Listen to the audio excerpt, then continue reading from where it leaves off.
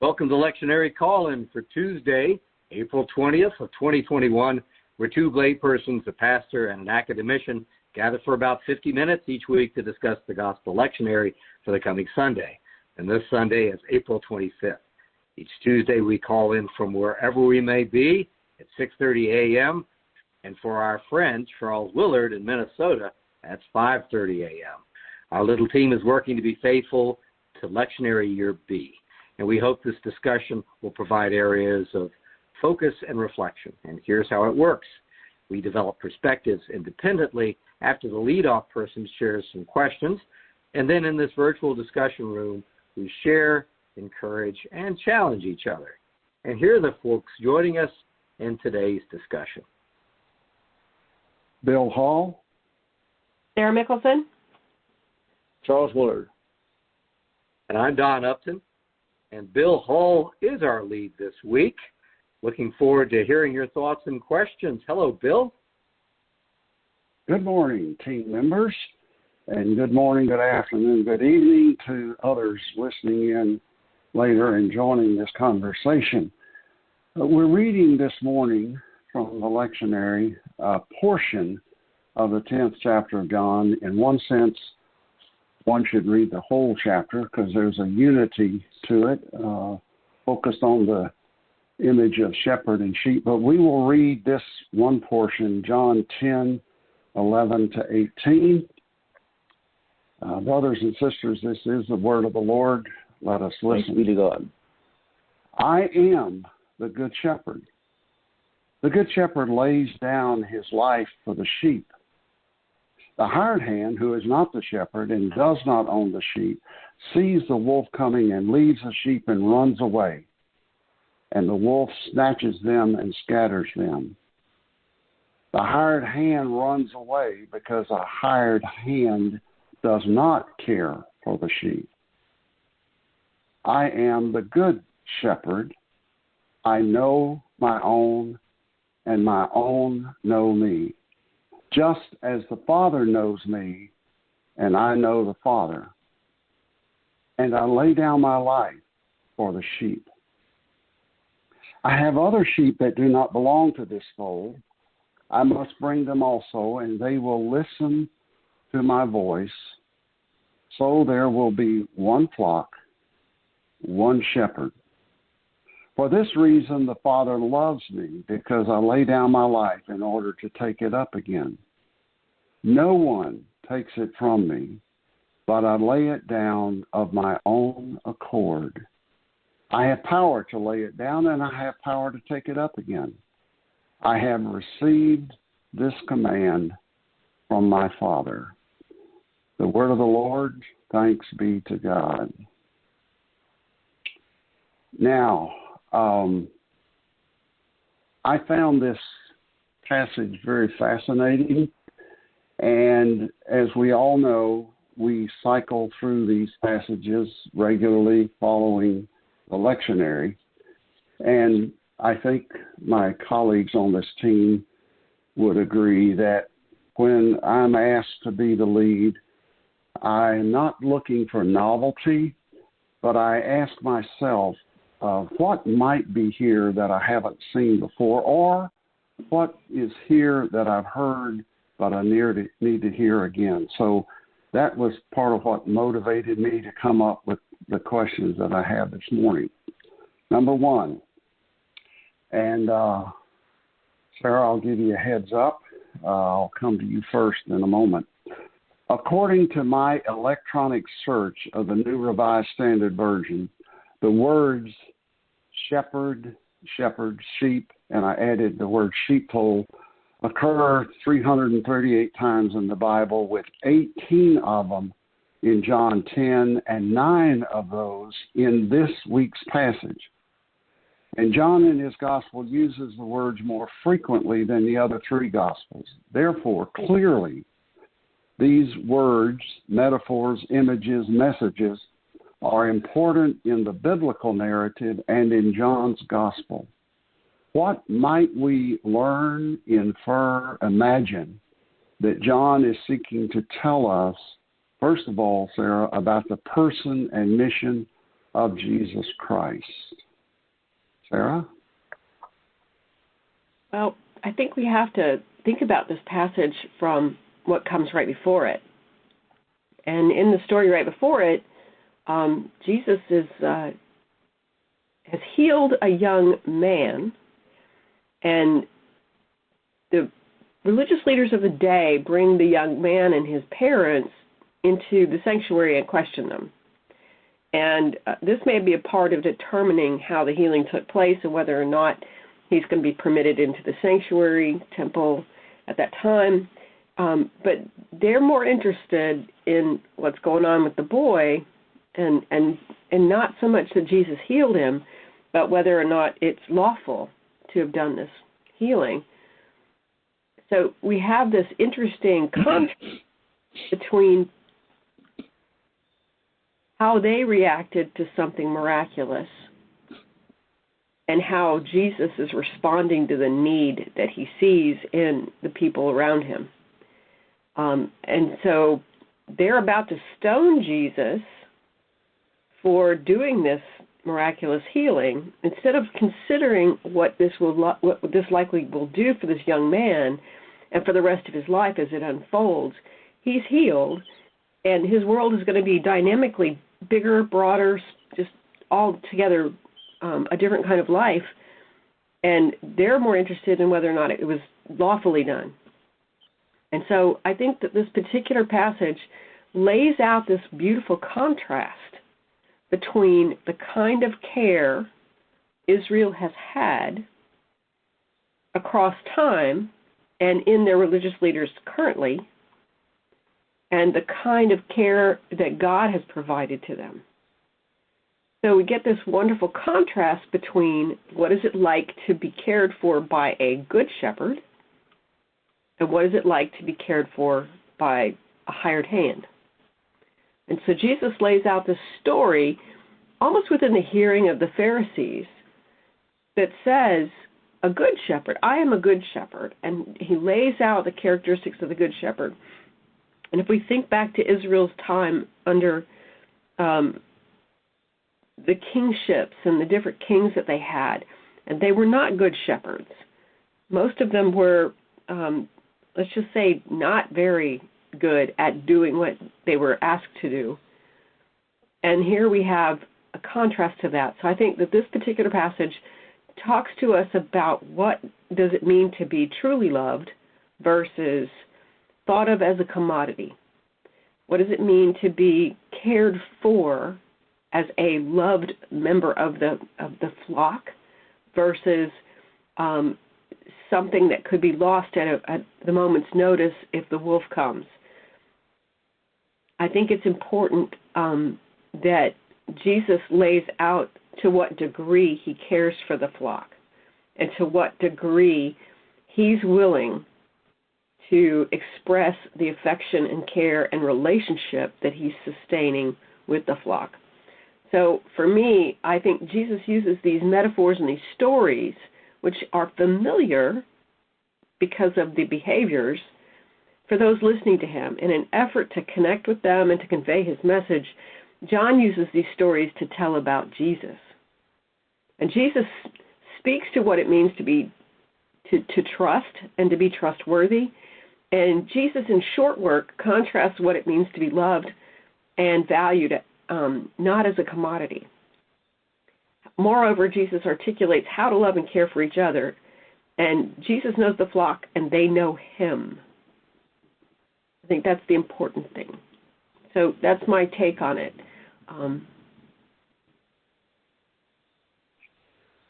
Okay. Thank you, Sarah, and thank you for linking it to the previous chapter. That's very helpful.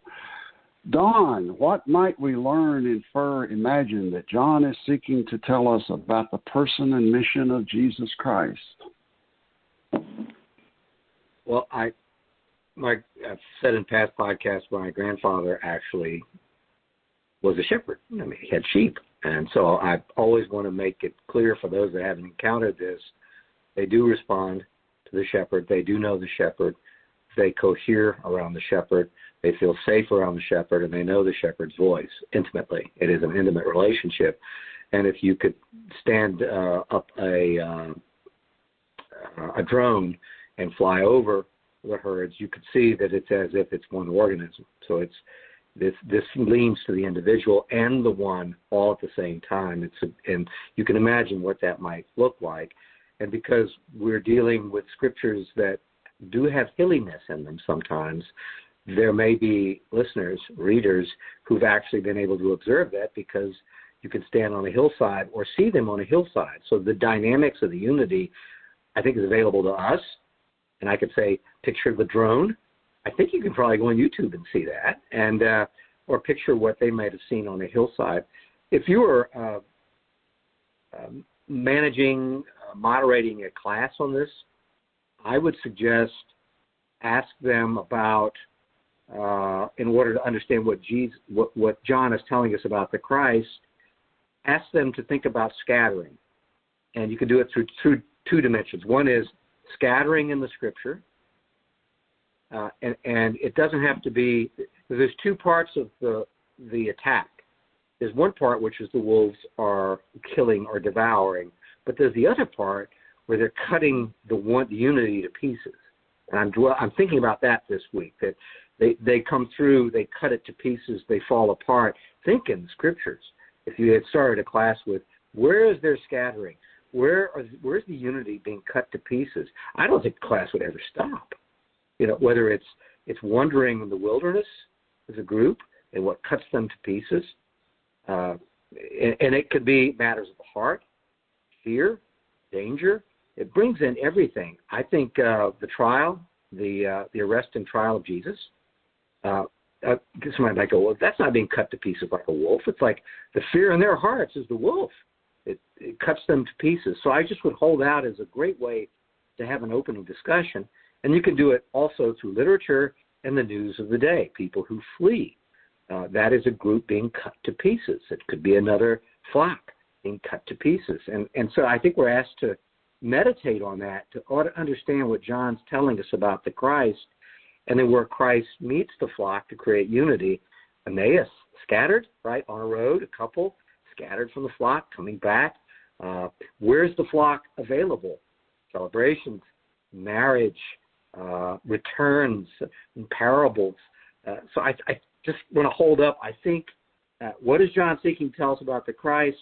That there's the unity, and that being cut to pieces, from what I'm reading here, there is one profession and only one professional. There is one shepherd, and unity is only possible through that one shepherd. So I've got more of a happy reading in this week for me, just thinking about the stories of Scripture and what it means. It's my translation, being cut to pieces of wolf, as these different kinds of wolves come through the flock. Thanks, Bill. Thank you. I hadn't thought about that scattering, Don. That, to me, helps highlight the shepherd bringing the flock together. And you're right, the scattering of the flock. Every morning's newspaper headlines will remind us of the wolves that are there. That's very helpful. Charles, your thoughts on this question? A couple. One is that the reading starts out very Johannine, in that what he starts out by saying is, I am. And so once again, what we get is a picture of Jesus is setting out he is the good news. He is the good shepherd. So this is not, it's a story, but it's a story in which he is the chief player, not a parable but it is a parable, because we also have to think about other things that are consequent upon Jesus being the good shepherd. I mean, the shepherd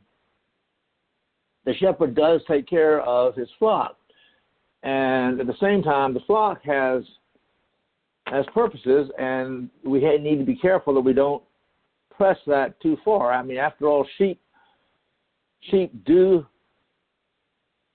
they're not, what's the word? They're not, They don't make independent choices.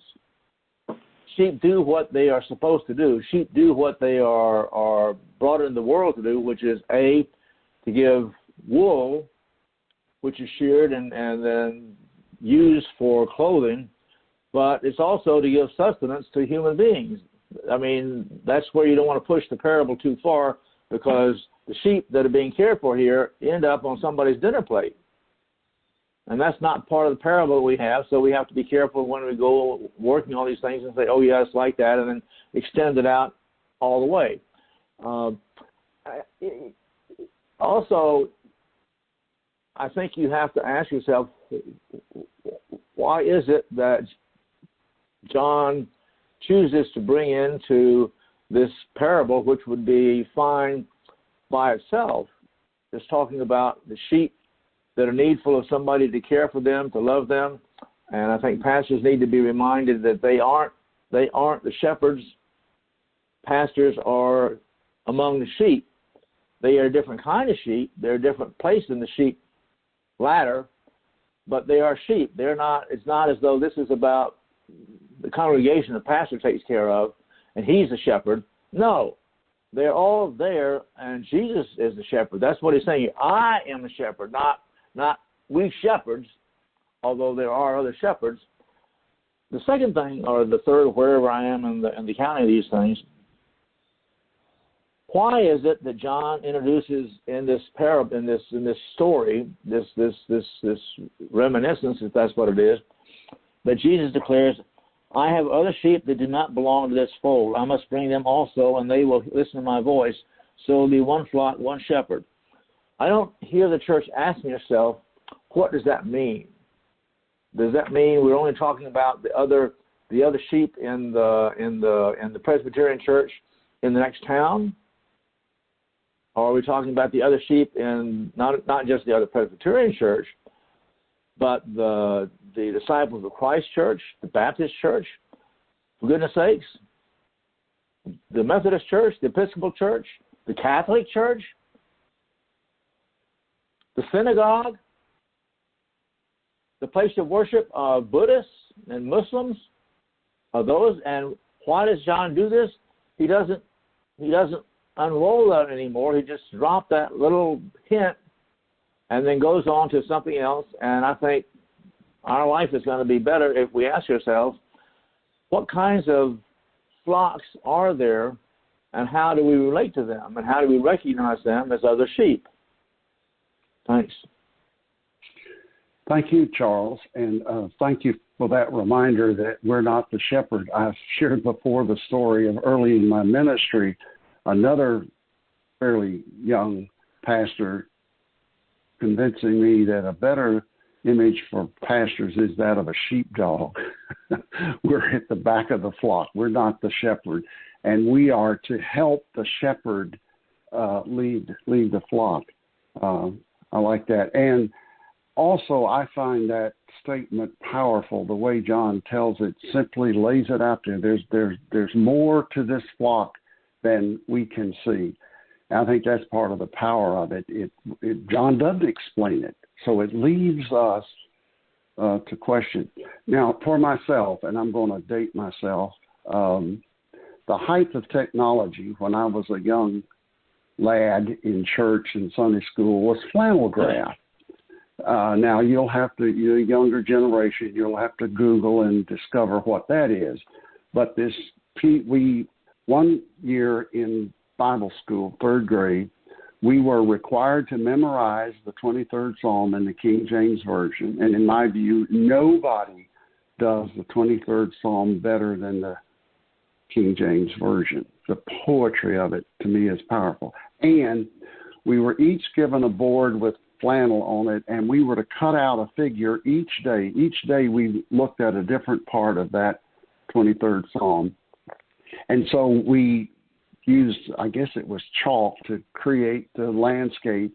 And, one day we cut out the figure of the shepherd, and another day the shepherd's, hook or staff, okay, and then the green grass and the water and the sheep, etc. And I know in today's technology, nobody will be impressed by this, but I was absolutely delighted that I'm creating this storyboard, or whatever you want to call it, and each of us did. And then at the closing, we recited the 23rd Psalm and we put our figures up. That really helped me enter into this story. Not that I fully understood it, but as a third grade kid in Bible school, I remember now, throughout that week and afterwards, that sense of that there is someone who cares about me and cares for me. And, of course, my parents did. But that there is a way to experience the presence of God in such a powerful way. So the technology of that day worked for me. It really maybe sealed is too strong a word, but it certainly imprinted in me and implanted in me the sense that Jesus can be trusted, which I think is clearly a part of what John wants us to sense, because the shepherd is presented as one who saves, who calls, who protects, who feeds, who leads. And I, again, Charles, I like the expansive view of those a shepherd is to recognize and care for. And again, I like it that it's not defined. Who are these others?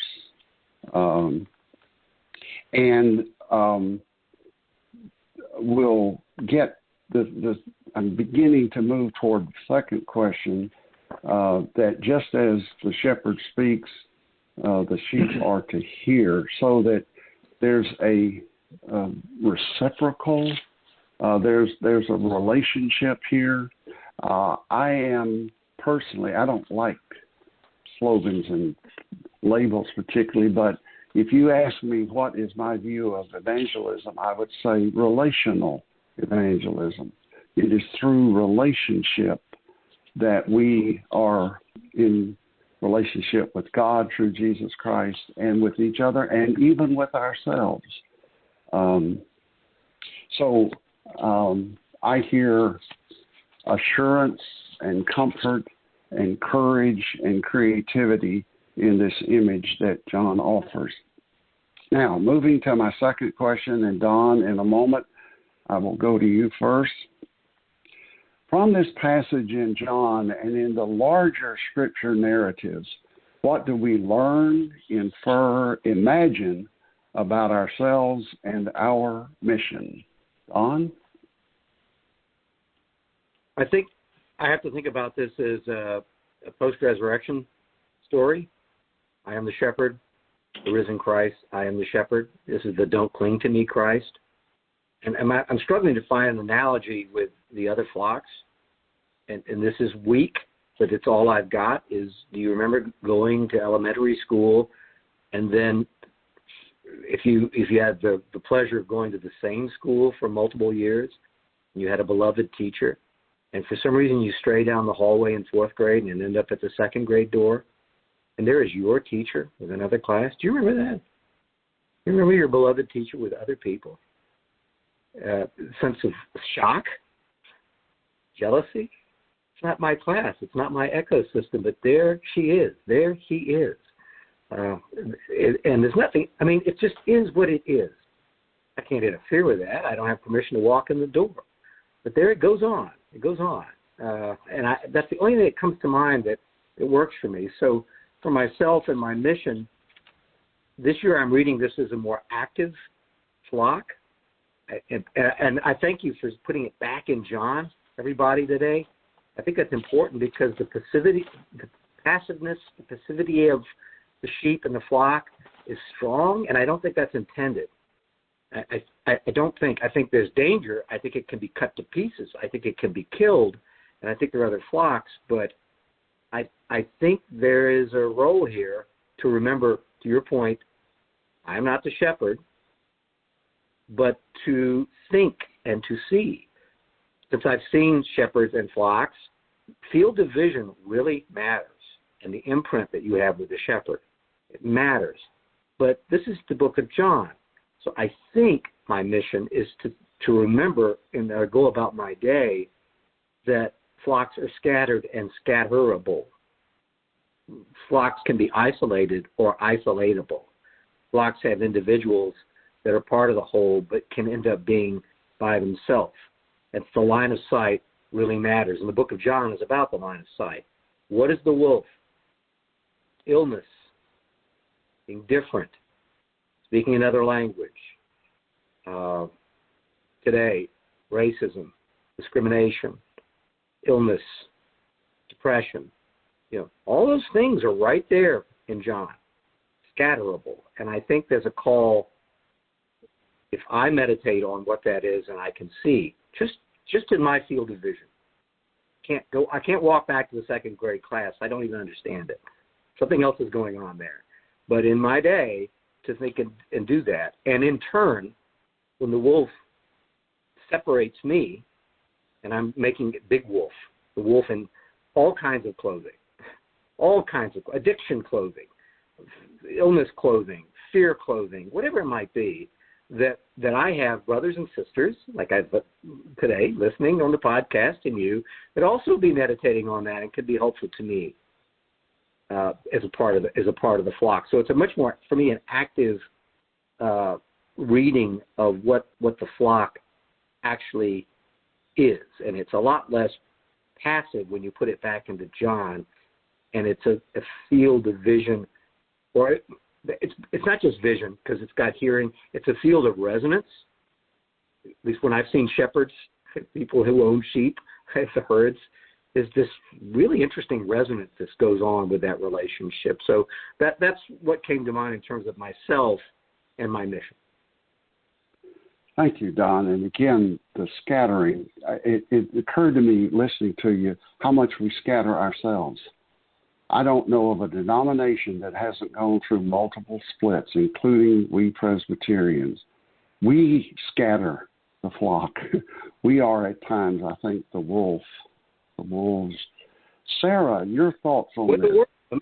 With a word, we can scatter. With a word, with a look, it can be done. We can be the wolf. Yeah.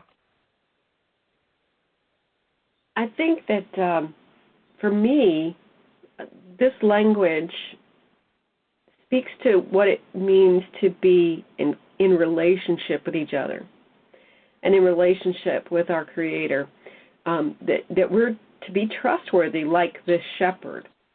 We're to be steadfast in our commitment to and for each other. We are to trust that God has things well in hand. Again, we are not the shepherd. And it is Jesus who gets to decide who's in the fold and who's not us. Jesus knows us fully and lets us know that. I think that's the other thing. Sometimes we like to disguise the things we don't really want other people to know. It can be as simple as I dress the part. It can be as simple as I speak like I come from a place when I really don't. It can be complex, like I understand what it means to be a particular kind of person or have a particular kind of background, when that's really not what my story is about. So I think we hide things from each other. The other thing I think that is important is that when we are fully known, we're at peace. There's no tension in the relationship because we are, I guess the word is uncovered and yet not terrified about it. And that I think the other piece of this part that I like so much is Jesus is ever teaching. Ever teaching. And so the language here informs us as much as it informed the disciples, as much as it informed the people that were listening to Jesus and the Pharisees as well. So I think that our choices are, how familiar are we with that voice? And the engagement and the affection with which we hold that language and that voice. I remember Don speaking to this at one point because his father had worked with sheep, that they absolutely know the name, they know the pronunciation and the way that the shepherd will call, no matter where they are. And their heads will pop up and they'll go, they'll look away and they're ready to go. And there's something powerful about that intrinsic relationship that I think resonates in this particular passage with everybody listening. So whether we're in a fold or whether we're out in the garden or out in the pasture side, that's an important characteristic. And I'm not the one that gets to decide who gets to hear that voice. So I think that's important here. Thank you. I like that emphasis on recognizing the voice. Very powerful. Charles, your thoughts? Well, this is scary. This is a thought I've just had as I've been listening to y'all. How do we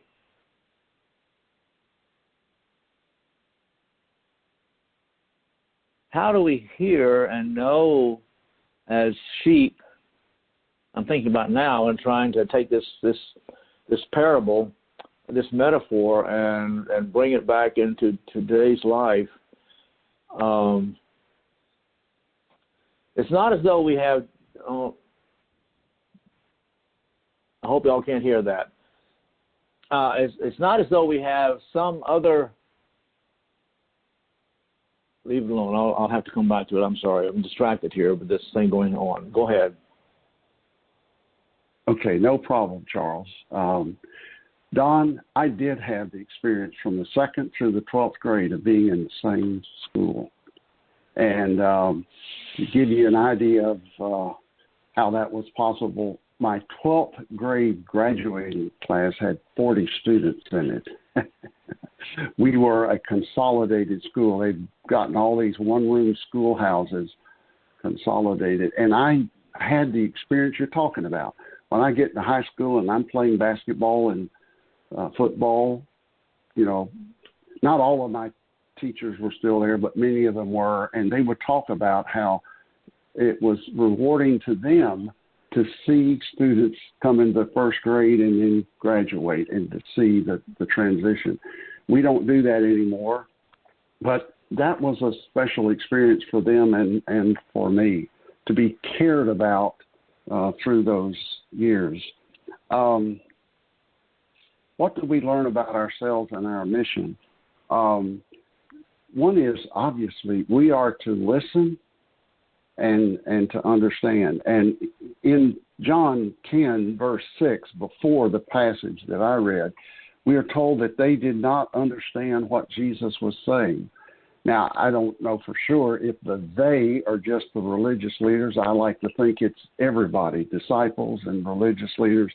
They did not understand what he was saying. Now, remember, the sheep know the shepherd's voice, and they trust the shepherd and follow. But it's possible that even those who were then following Jesus Christ did not understand. And that, to me, is a powerful warning.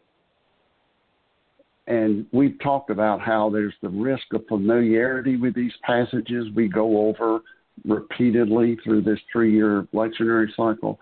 There is that risk of becoming so familiar or thinking we are so familiar with what God is saying to us that we may miss what God is saying. And you're right, Sarah. The story before, the whole 9th chapter is about blindness. It ends up being spiritual blindness. The Pharisees can't see in sense of understanding. Again, a word of caution that we may be the blind at times. And I mentioned before in Stephen Covey's book, The 7 Habits of Highly Effective People, and later wrote the 8th habit, habit 5, seek first to understand, then to be understood.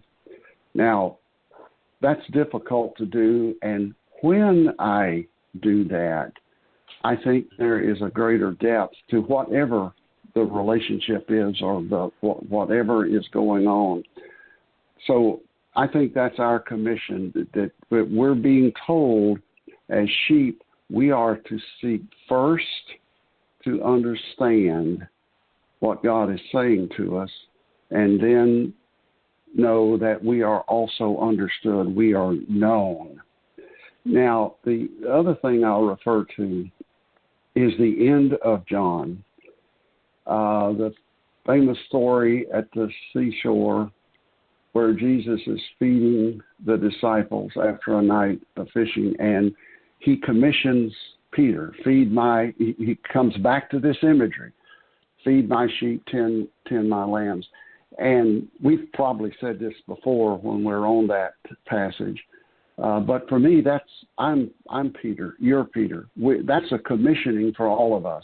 To me, it's an analogy to Matthew 28, to go into all the world. This is John's version of that, in my opinion. Yes, Peter, you are to be, maybe we want to say an under-shepherd, to maintain the image that Jesus is the shepherd. But whatever phrase we use, that command, that invitation, that commission, that empowering for Peter, I believe is for all of us. It is our commission also. Now, we're going to move to question 3, and this is a tough one. At least it's been for me. That's what I get for writing such questions. Granted that sheep and shepherds still exist today, but that these images have far less, I would say, general impact in our culture than it did in biblical times, what images, metaphors, etc., might we use today to represent the person of Jesus Christ and our roles as followers of Jesus Christ? So obviously I'm trying to bring question 1 and 2 together. What do we learn about Jesus and God? What do we learn about ourselves? And for example, to illustrate the challenge of this, I send every week, share with my wife, the passage and the questions that have been presented in advance. Last night she said to me, Bill, on number 3, I haven't come up with something. Have you? I said, no, that's what I get for such a question. But I'll share this.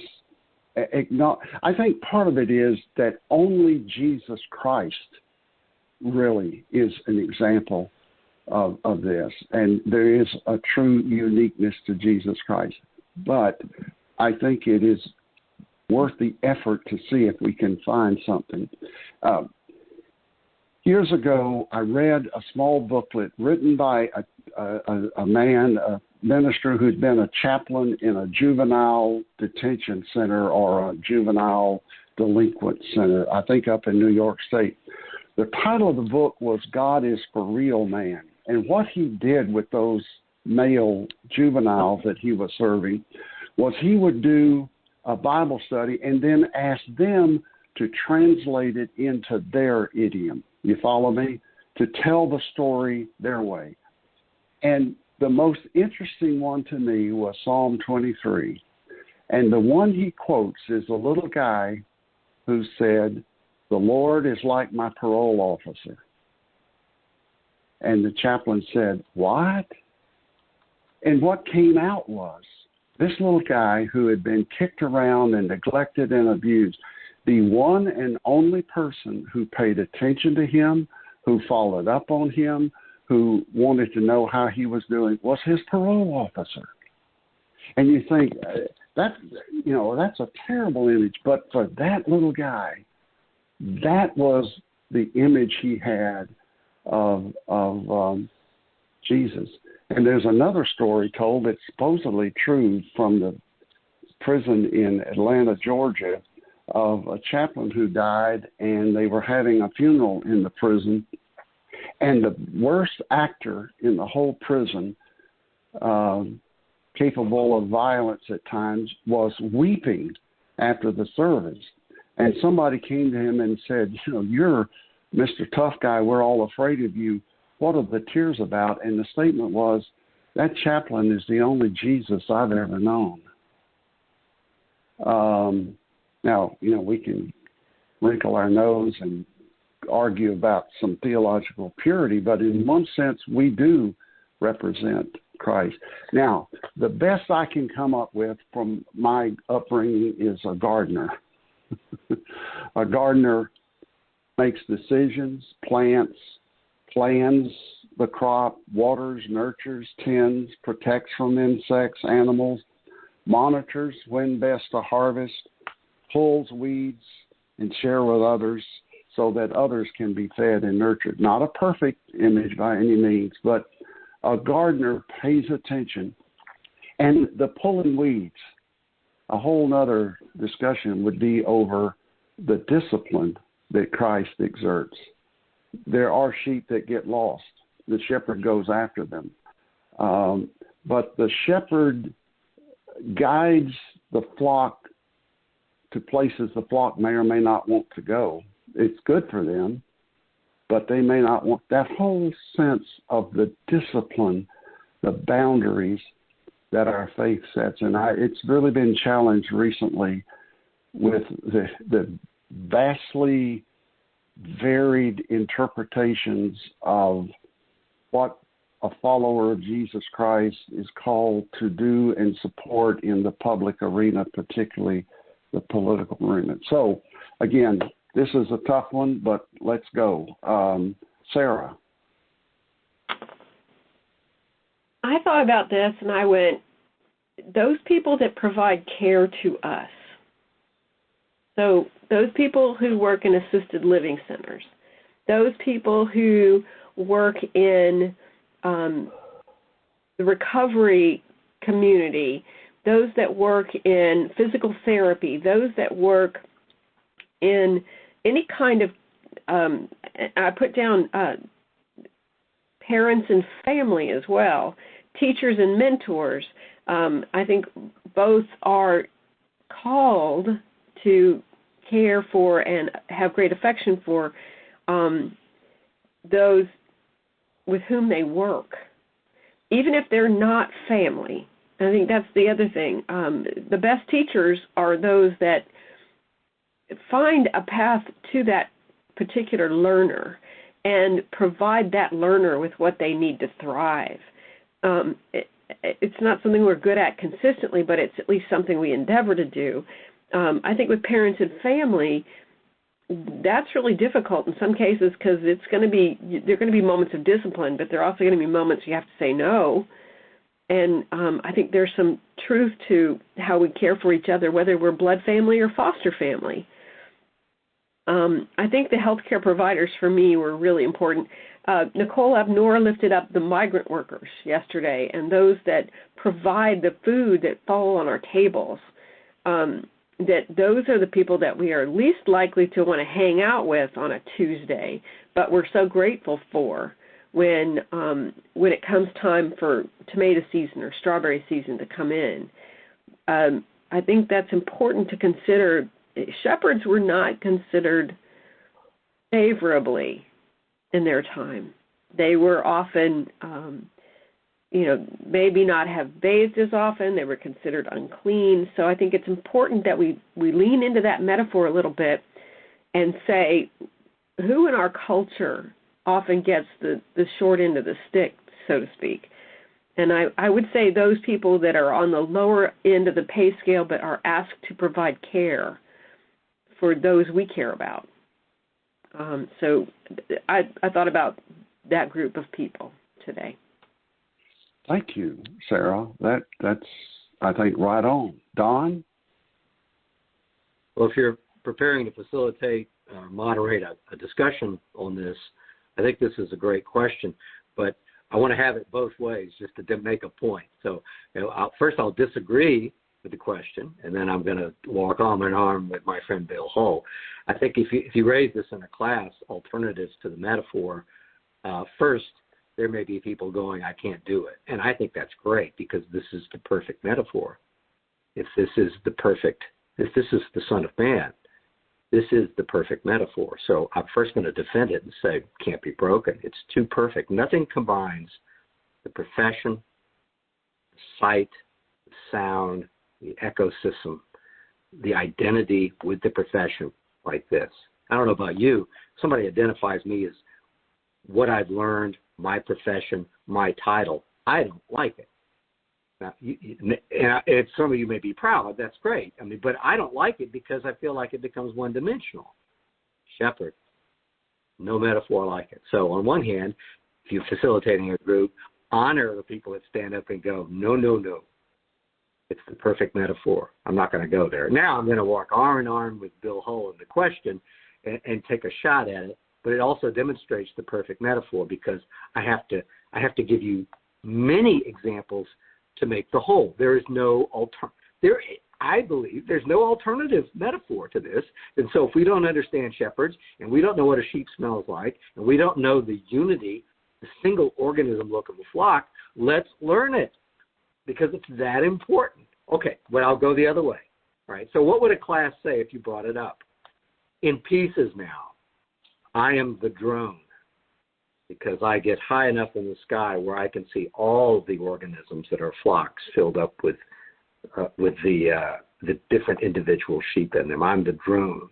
In a long-distance race, those of you who run half marathons or full marathons, for example, there's a pacer for every mile, right? You find the pacer. They're carrying a high staff. It actually says the time that they're going to run, the 20 miles, the 15 miles, the 10 miles. You stick with them, you will run that pace. And they're going to keep the eye on the flock that's running with them. And they're pacers all through the race. Different kinds of runners, different kinds of goals. I am the pacer. We had a fire outside of our house this weekend. We actually had a dumpster fire. Isn't that beautiful? A dumpster fire in front of my house. There was a fire chief who led the crew. I am the fire chief. I am the Zoom facilitator. So, but does it work? No. And I could do 20 more, and I still haven't gotten to I am the shepherd. There's no metaphor like this. But my favorite today is the alternative is I am the drone. That's my best shot, Bill.